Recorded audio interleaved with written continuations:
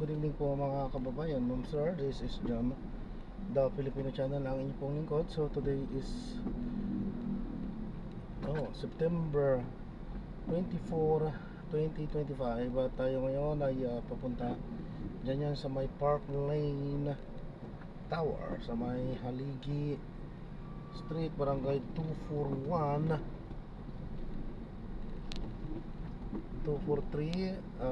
Tondo, Manila po yan. Dali lang po dahil medyo mag-i-stop na. Ayan. Okay, Tondo, Manila. At dadalhin po natin yan sa Shore 2 Residences sa may Barangay 76, Pasay po yan. Okay. So magbabalik po tayo mamaya unti po pag nakuha na po natin sila. Disclaimer lamang po ang content po natin ay kalsada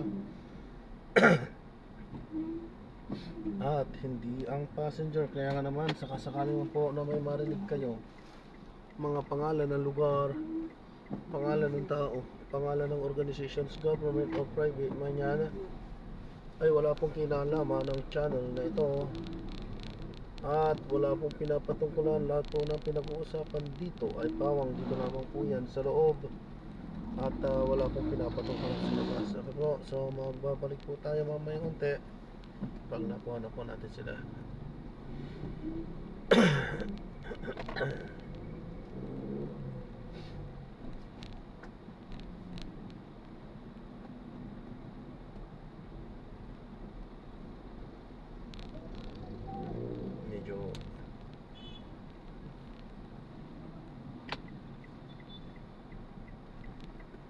Hindi lamang po kasi manatiling nakaplay lang po muna yan habang binabaybay natin itong kahabaan ng kalsada patungo doon sa ating pagkabayaran.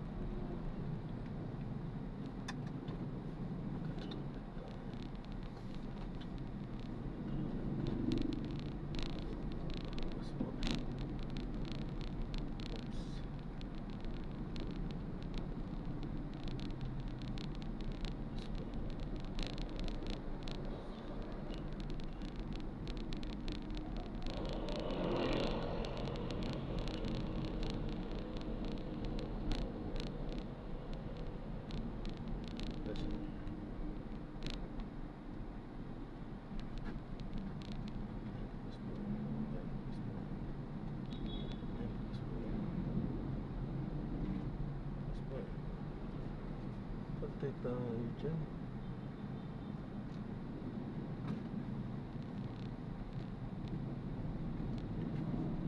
Ayan. Ayan.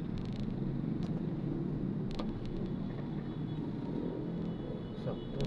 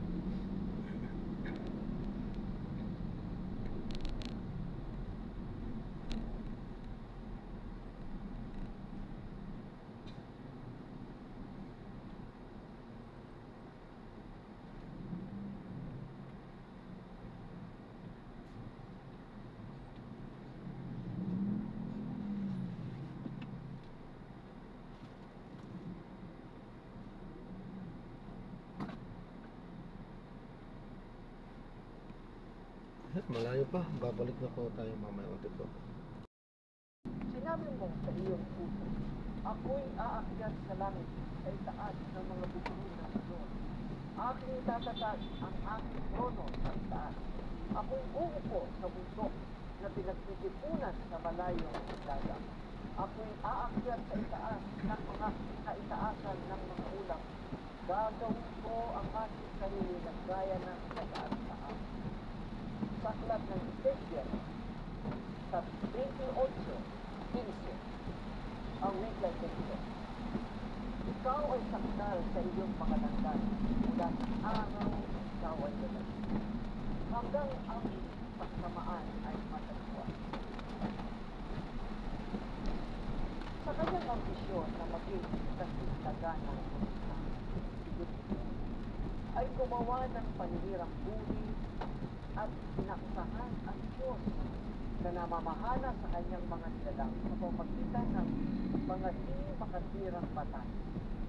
Noong panahon yun, hindi kilala ang pagsisinungaling, kaya naging madaling dayain ang mga naninirangan sa langit. Kailangan mamagitan ng Panginoon at iginiit na nasa kanyang panig ang Espiritu. Noon, ang malaking tanong ay lumitaw sa unang pagkakataon. Basahin natin sa aklat ng Apokalipsis, Kapitulo 12, talatang 7 at 10. At nagkaroon ng digmaan sa langit, si Miguel at ang kanyang mga anghel ay nakipagdigma sa dragon. Ang dragon at ang kanyang mga anghel ay nakipagdigma, ngunit hindi sila nagwagi. Di wala ng lugar para sa kanila sa langit. At itinapon ang malaking dragon, ang matandang ahas, ang tinatawag na Diablo at Satanas, ang mandaraya sa buong sanlibutan. Siya ay itinapon sa lupa at ang kanyang mga anghel ay itinapon kasama niya. Marami ang nagtataka, bakit hindi agad inipon ng Diyos si Satanas noong nagrebelde ito sa kanya, dahil alam na ng Panginoon ang lahat bago pa ito mangyari.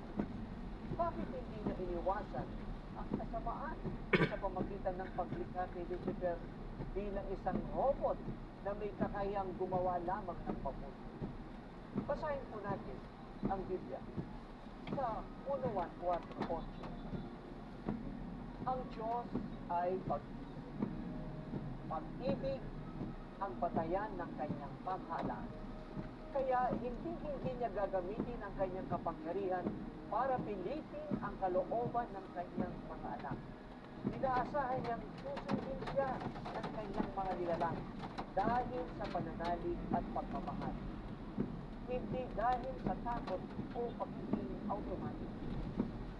Sa gitna ng paghihimagsik ni Lucifer, nagpasya ang Diyos na kumilos tulad ng ginawa ng mabuti niya sa birthday ng kanyang anak.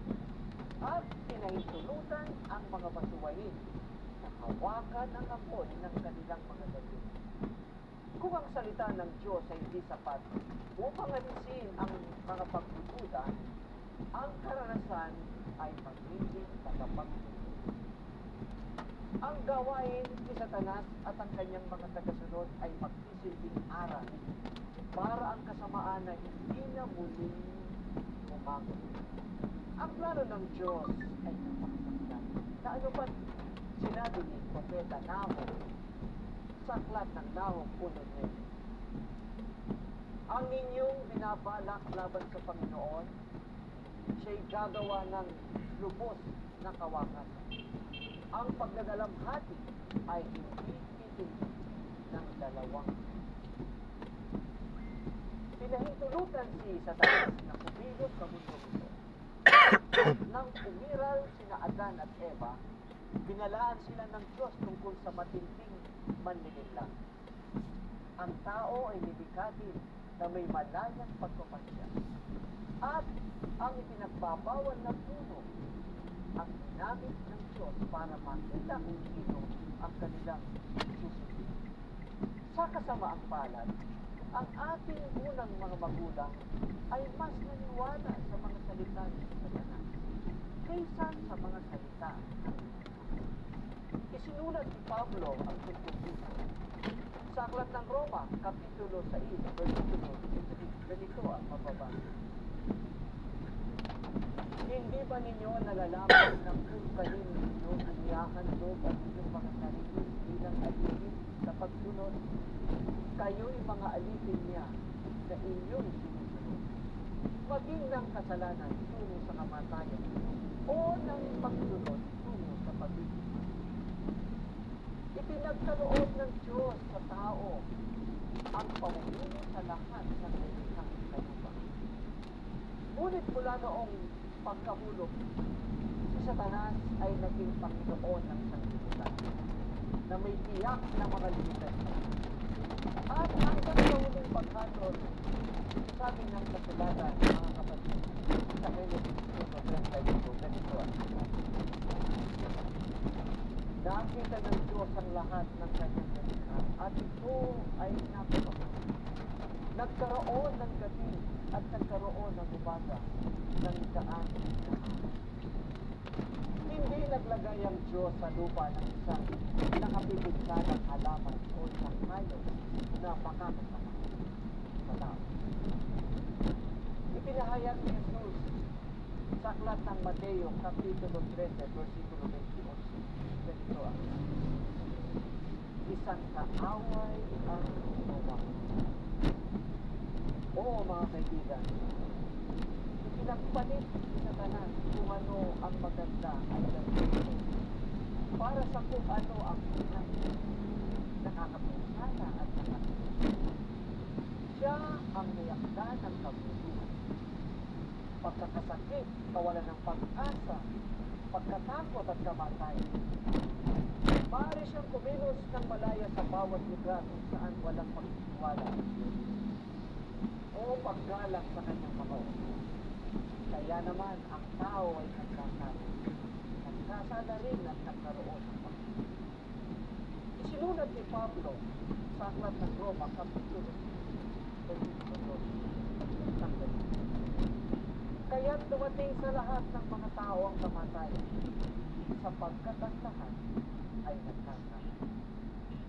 At ayon naman sa Aklat ng Isaias 24:5 at 6, ganito ang sabi ng Biblia.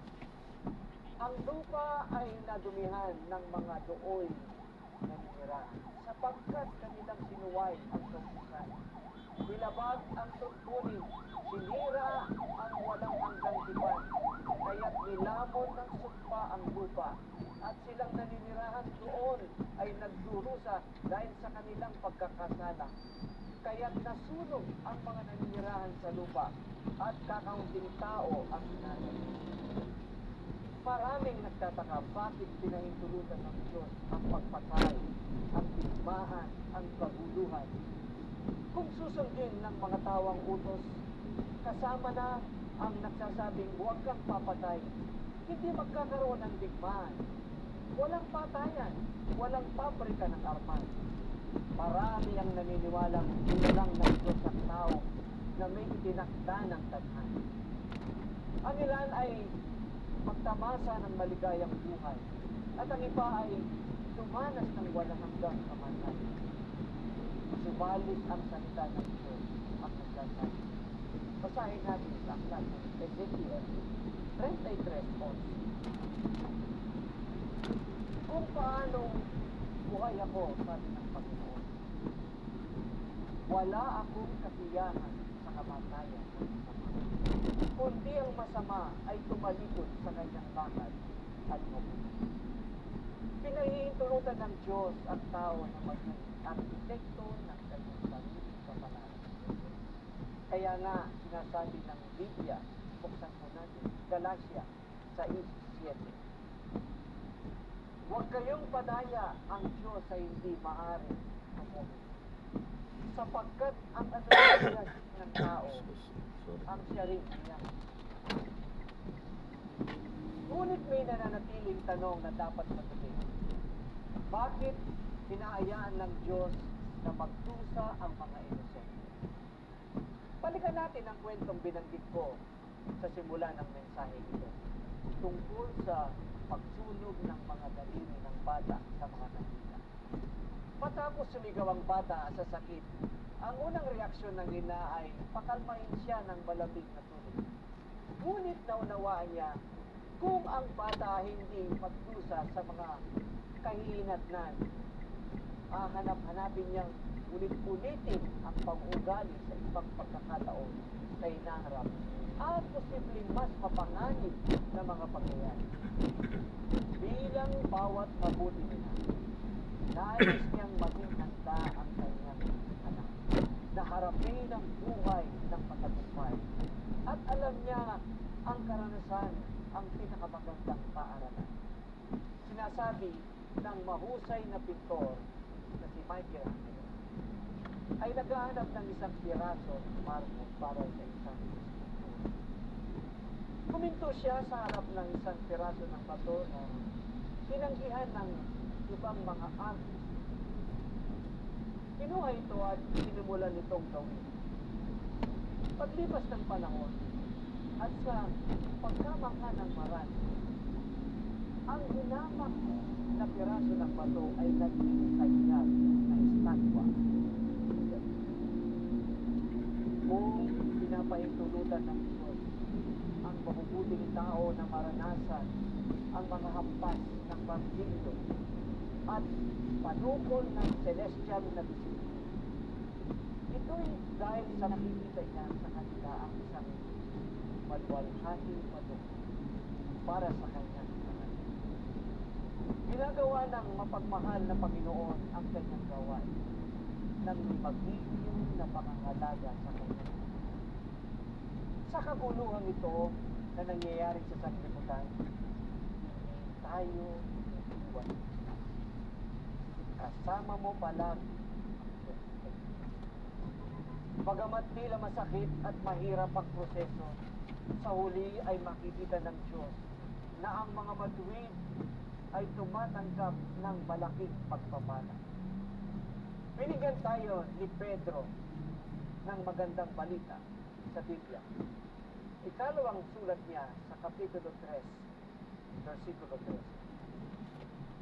Ngunit ayon sa kanyang pangako, ay naghihintay tayo ng bagong langit at ng bagong lupa, kung saan ang katwiran ay naninirahan.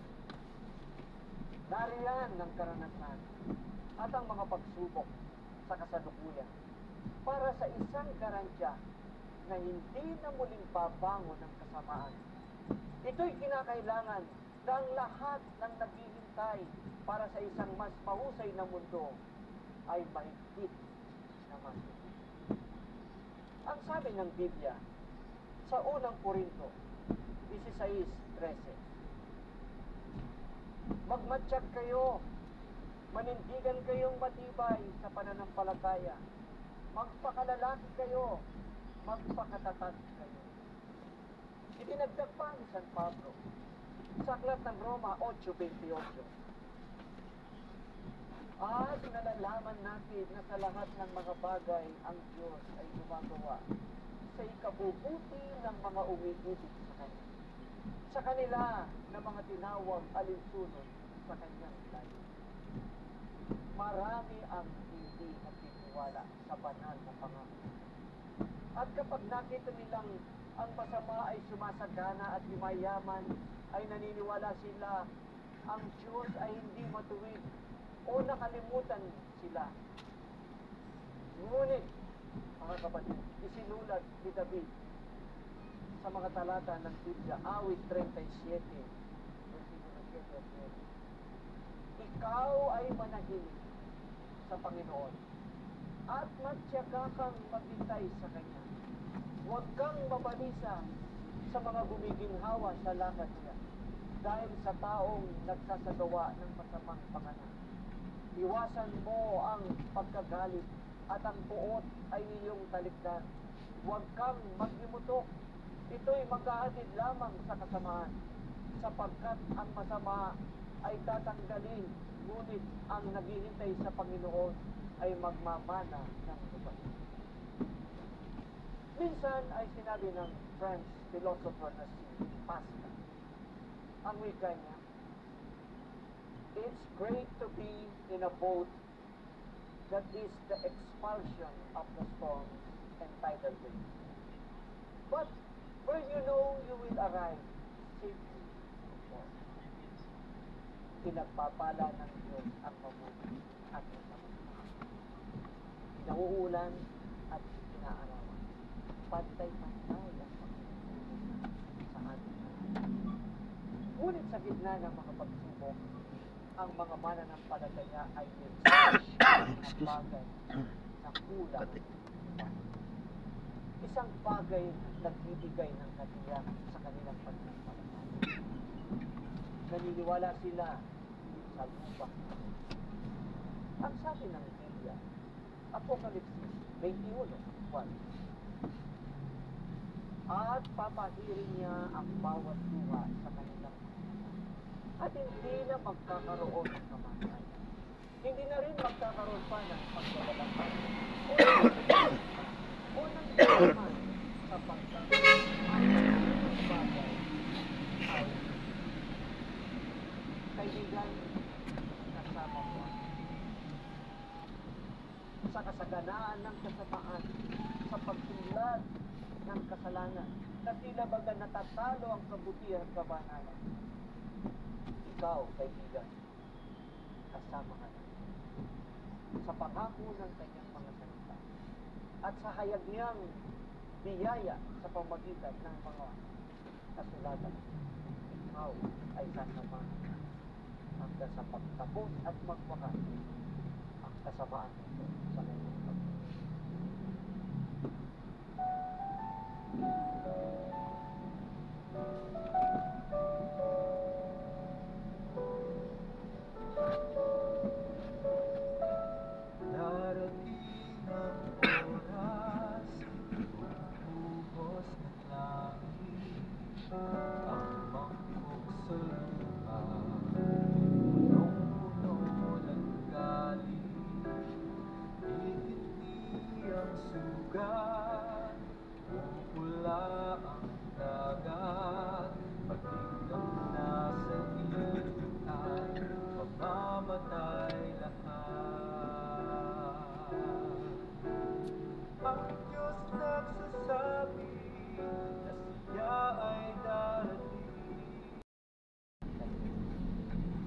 Ngunit bago ito maranasan ng sinuman sa atin, kailangan natin lumaan sa mga pagsubok. Ang nagpasimula ng kasamaan ay kalaunan ay tatapon sa lawa ng apoy at kalimut. Kasama ang lahat ng kanyang mga tagapagod. At sasang-ayon tayo sa city na nagsasabi ito. Malungkot na puso sa kabila ng mga anino, itataboy ng Panginoon ang malamig na kamay ng kamatayan. Walang luha sa maluwalhating bagong lupa. Sa makatwid, magkakaroon ng kapayapaan at ayaang mangyari ang banal na kalooban ng Diyos. Maghintay at magtiwala sa Panginoon. Kasama mo ang Diyos kaibigan. Sa lahat ng tagumpay, sakuna, pagkakasakit, kamatayan, hindi kanya. Magtiwala tayo sa kanyang mga salita na nagsasabi sa Biblia, mga bilang 6:4. Pagpalain ka nawa ng Panginoon at ingatan. Paliwanagin nawa ng Panginoon ang kanyang pagpapalay at makabag sa iyo.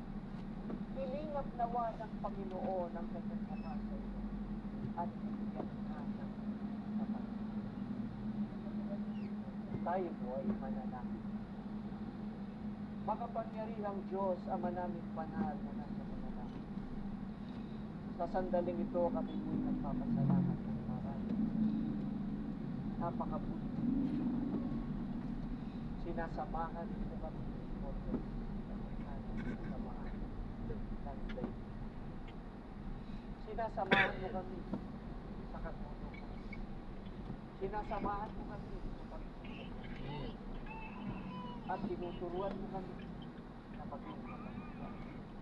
Panginoon, idinadalangin ko po rin ang lahat ng sa iyo'y naniniwala, sumasampalataya, sumunod.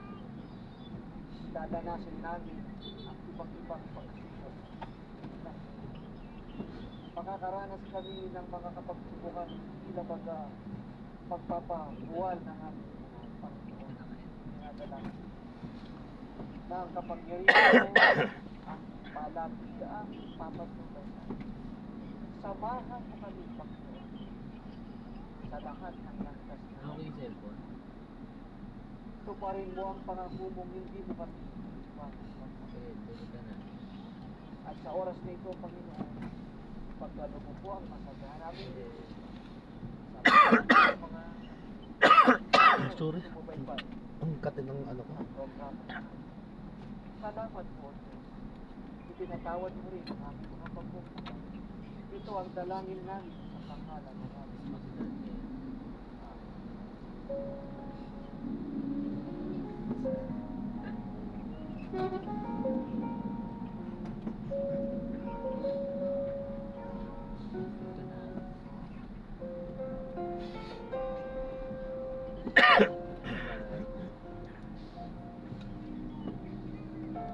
Sabay na kayo.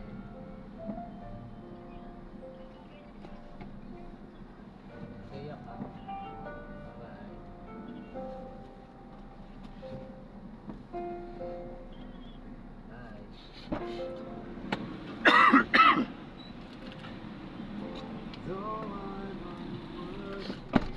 Sorry po ah. Of your great love, you left the glory of your royal throne above. And though your gifts of grace I often have discarded, Wala pa. this Traffic. is your legacy. Saan na to, sir? I have come to Ruhas pa lang po tayo eh. Bawas pa lang eh. Traffic, iba na kasi. Traffic.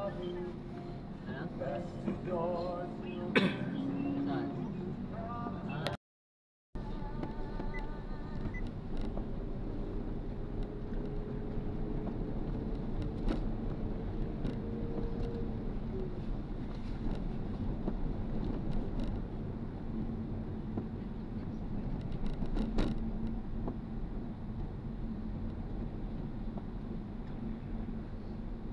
In 80 metres, keep left at the fort onto Roxas Boulevard.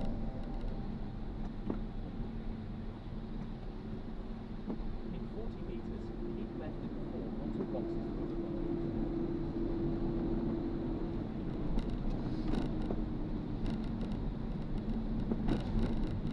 Continue for 1 kilometre, then turn right.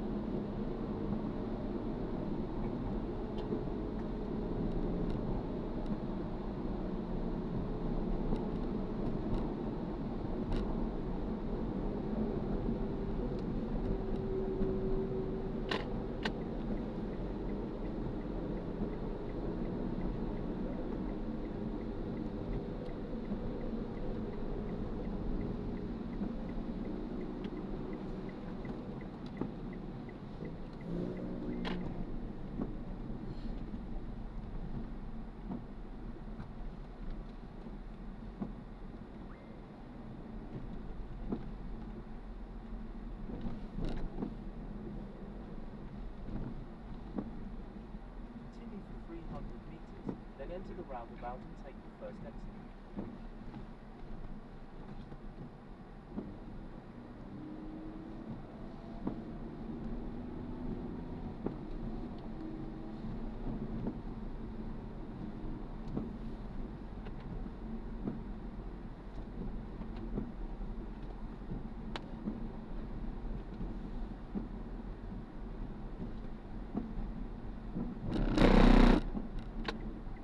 In 80 meters, enter the roundabout and take the first exit.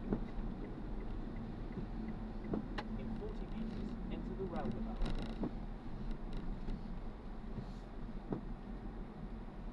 Exit the roundabout. Continue for 100 meters, then turn right onto President Estado Macapagao Boulevard. In 100 meters, turn right at the traffic light. In 60 meters, turn right at the traffic light.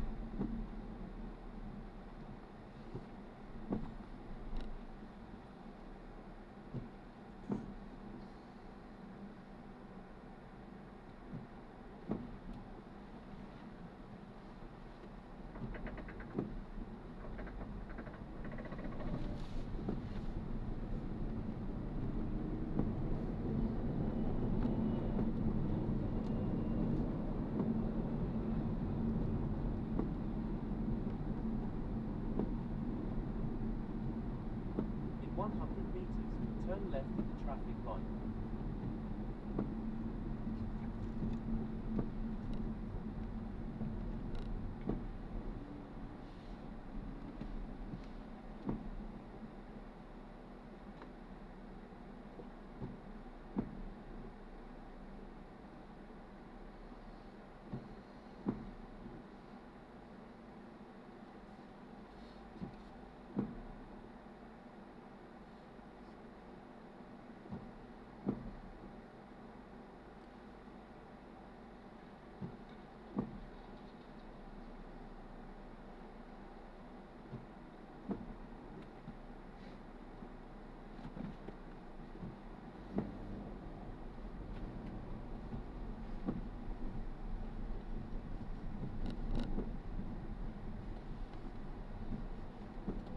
Continue for 300 meters, then turn left onto Sunrise Drive.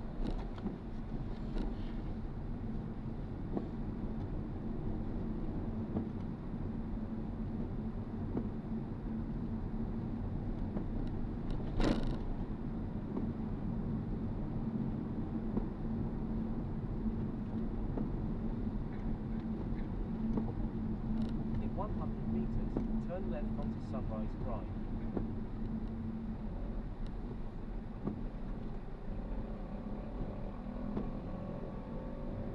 Into leftmost lane, then in 80 meters, turn left.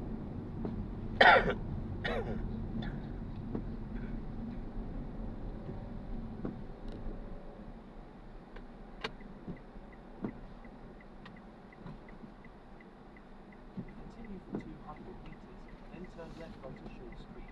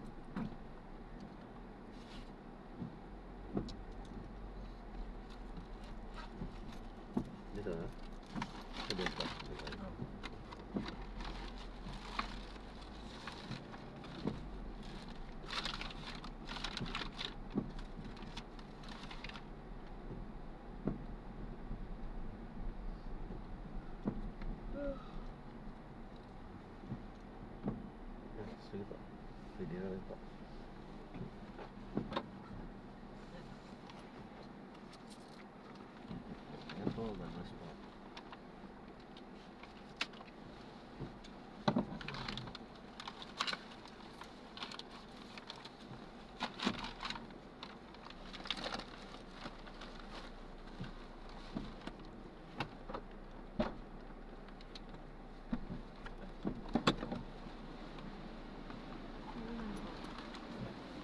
Modest.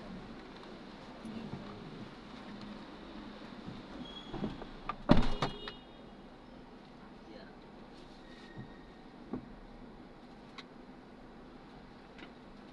Ano po?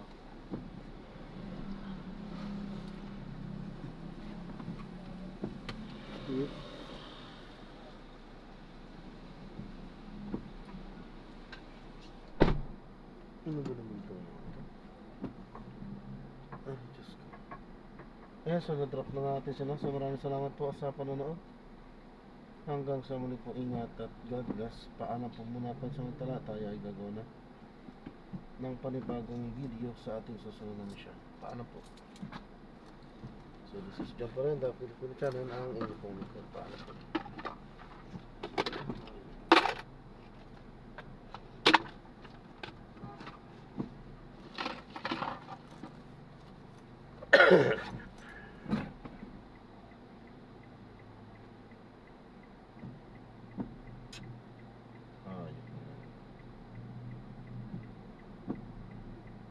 Head north on Shore Street.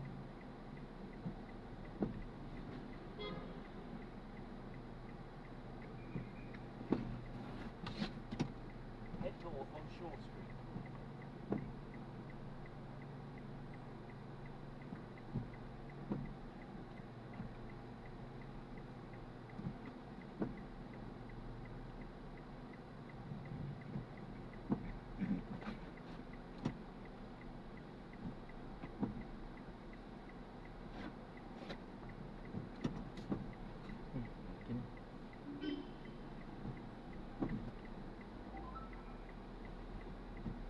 Ayan, In 100 sinadrop na natin meters, sila. So turn maraming right salamat onto po sa Seaside panonood. So Resort. grabe yung traffic, guys. Grabe talaga traffic. Paalam po.